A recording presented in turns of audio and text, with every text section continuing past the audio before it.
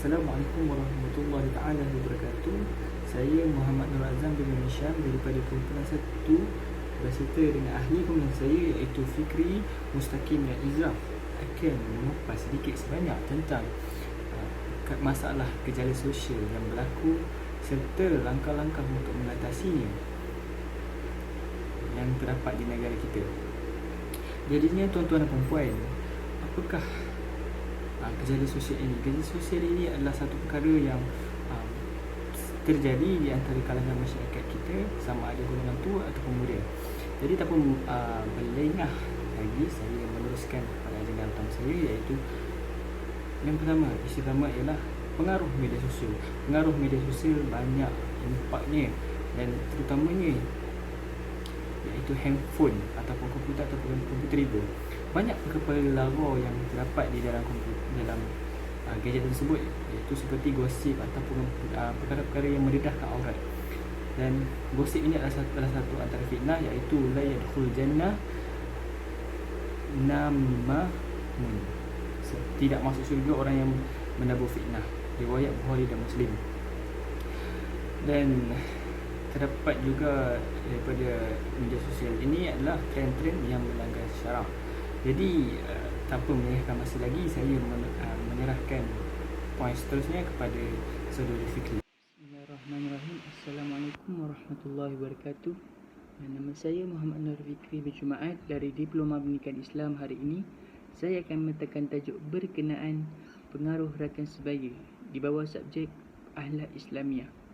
Pengaruh rakan sebaya ini ialah merupakan suatu perkara yang amat tidak disukai oleh remaja, tetapi ia melakukannya mengikut rakan-rakan terdekatnya.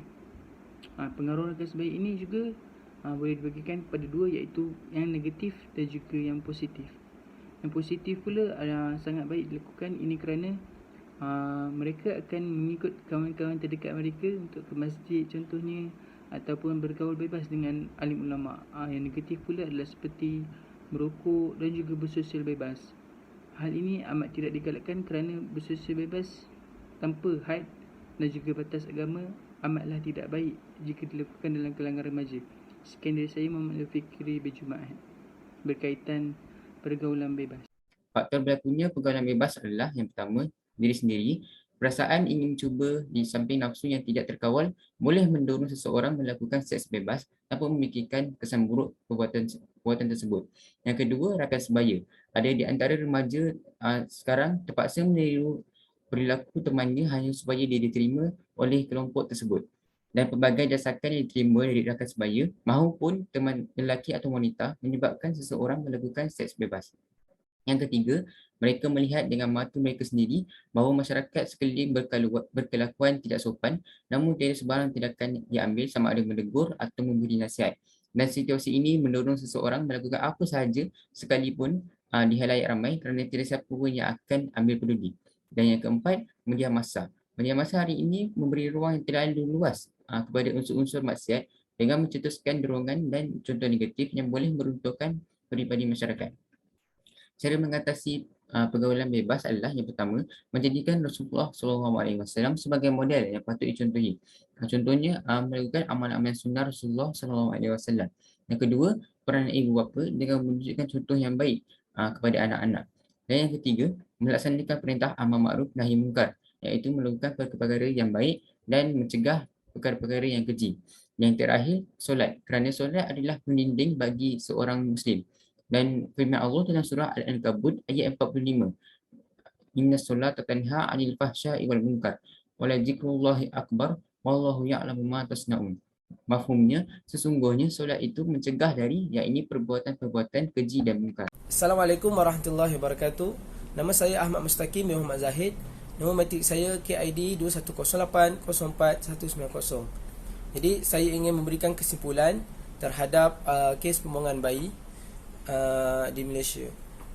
Jadi kita boleh lihat statistik di negara kita daripada tahun 2018 hingga 2021, iaitu 4 tahun lepas, negara Malaysia mencatat 441 kes pembuangan bayi di Malaysia.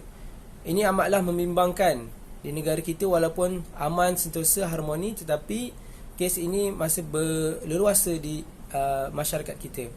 Untuk itu kita hendaklah mengambil langkah berjaga-jaga dan langkah pencegahan terhadap kes ini. Kita hendaklah mengamalkan budaya Islam dengan baik, amalan Islam, dan ibu bapa hendaklah memberikan didikan agama yang sempurna kepada anaknya, dan akhirnya ibu bapa hendaklah memberikan kasih sayang terhadap anak-anaknya. Bila mana ibu bapa memberikan kasih sayang kepada anaknya, maka anak-anak akan rasa dihargai, dan seterusnya mereka akan rasa disayangi. Oleh itu, pergaulan bebas hendaklah dibataskan terhadap anak-anak. Untuk itu kita berdoa supaya Allah SWT menjaga kita dan daripada keturunan kita daripada kes pembuangan bayi yang tidak bermoral ini. Assalamualaikum warahmatullahi wabarakatuh.